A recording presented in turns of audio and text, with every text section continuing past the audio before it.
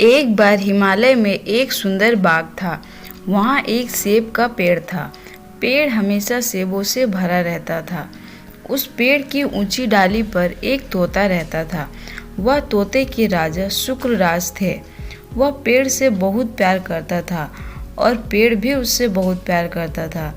पेड़ उसे हमेशा खाने के लिए स्वादिष्ट सेब देता था। दोनों बहुत खुश थे। ऐसे ही वक्त निकल गया। एक दिन पेड़ बीमार महसूस करता है। इसके फल जमीन पर गिरने लगे।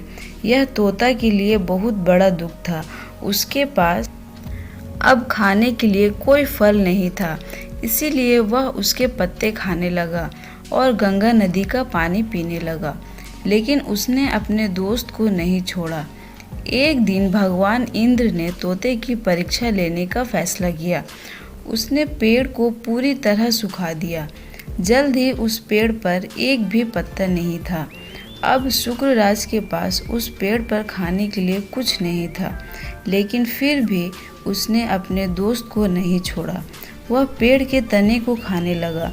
कुछ समय बाद भगवान इंद्र उसकी और परीक्षा लेना चाहते थे, इसीलिए उसने एक और पेड़ पर स्वादिष्ट फल भर दिए और उसके बाद तोते के पास गए और कहा, तुम्हारे पेड़ पर कुछ भी नहीं है, तुम यहाँ भूख से मरोगे। इसे छोड़ने का समय आ गया है। दूसरे पेड़ के पास जाओ और स्वादिष्ट फलों का आनंद लो। शुक्रराज ने सिर हिलाया और उत्तर दिया, इसने मेरे और मेरे परिवार के साथ वर्षों से अच्छे दिन साझा किया है, इसीलिए अब इसके बुरे दिनों को साझा करने की मेरी बारी है।